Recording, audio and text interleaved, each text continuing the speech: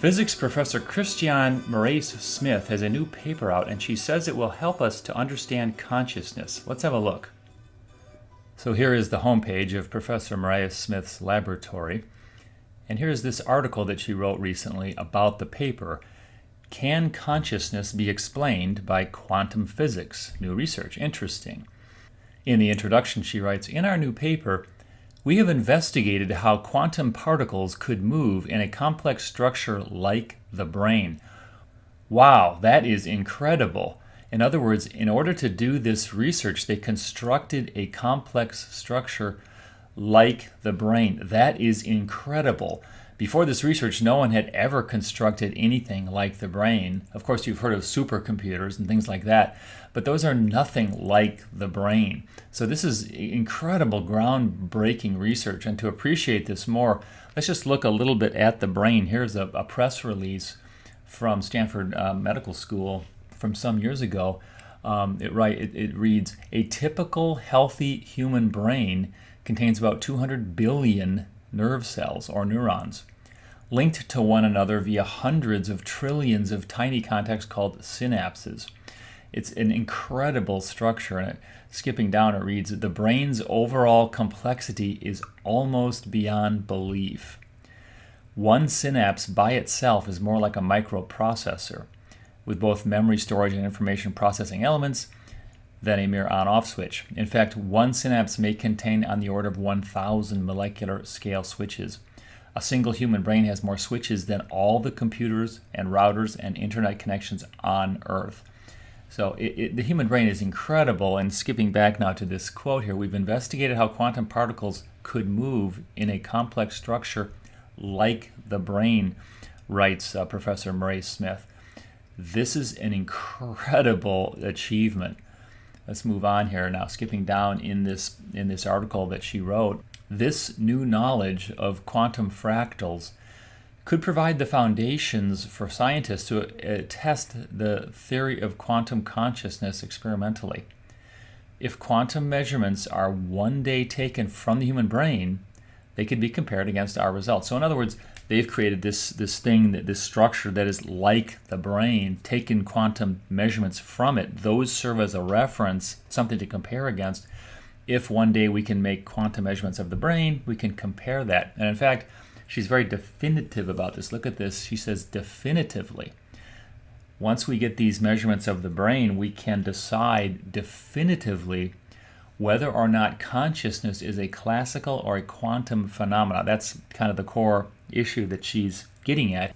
Does the brain work like does it have quantum influences or not? And that's the quantum consciousness theory that dates back several decades that she is kind of testing or investigating. So again, this is an incredible piece of research here. And here's the paper itself, Quantum Transport in Fractal Networks. And looking at the details in the paper, here's some of the measurements that they took. But wait a minute. This is a photonic lattice. This structure here is one of the structures that they used, a couple of others. And a photonic lattice is not like the brain. And so we have a problem here. She's been talking about this fantastic piece of research and how they constructed something like the brain, a complex structure like the brain. But in fact, when you look under the hood and look at the details of the paper, this is not like the brain. It is nothing like the brain. Looking through the paper, searching for things like biological descriptions of the structure of the brain, discussions of neurons, synapses, and so forth, DNA, RNA, all these sorts of things. There's nothing in this paper about that at all. There's no real biology in this paper. Even consciousness, if you search on consciousness, here's a couple of references in the paper. Okay, fine. And then there's just this brief discussion on page 7 about this other theory that's a quite old theory about quantum consciousness. That's it. This paper doesn't talk about the brain. It doesn't talk about consciousness in any substance, any substantive detail. So what's going on here? Let's go back to our press release or our article that Professor Morais Smith has written here. Again, we see this quote here: "We've investigated how quantum particles could move in a complex structure like the brain." Okay, that's a false statement. That is false. They did not have a complex structure. They did not create a complex structure like the brain. Skipping down here to the next paragraph now, we're still in the introduction of this article. This is the tail end of the introduction where Morais Smith drops this little bomb here. Our brains are composed of cells called neurons, and their combined activity is believed to generate consciousness. Oh, wait a minute. Now, where'd that come from? Who said that? And what was the basis of that? What is the experimental evidence? What's the empirical evidence? What's the science behind that? Because the fact is, there is none. There is no scientific evidence for this. Again, let's read it. Our brains are composed of cells called neurons, and their combined activity is believed to generate consciousness. Well, that may be true. Morais Smith may believe that. Her coworkers may believe that. People she runs with may believe that. It isn't science. This is not science. She put this in here in the tail end of the introduction as a justification. This is important because we just went through this problem of, oh, wait a minute, how could she say that a photonic lattice is quote unquote like the brain? This makes no sense at all. In fact, to be frank, it's laughable.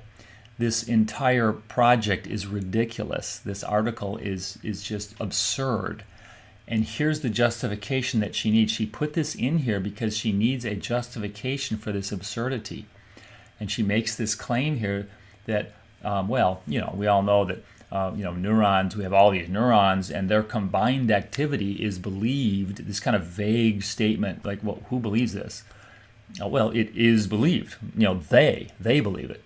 And you should too, otherwise you're dumb. So their combined activity is believed to generate consciousness. Well, it isn't science. This is not empirical. There's no evidence for this. In fact, there's all kinds of scientific evidence against this. The science contradicts this. What is this in fact? Well, it's metaphysics. This is metaphysics, or you might say religion. Religion at work. And scientists do this all the time. They slip this in here, and you need to see this as you're reading these articles. It could be in the journal paper itself.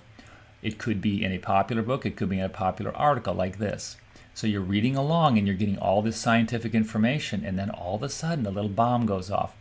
So here we are. Our brains are composed of cells called neurons. Well, yeah, sure, of course. Good science here. What else does she say?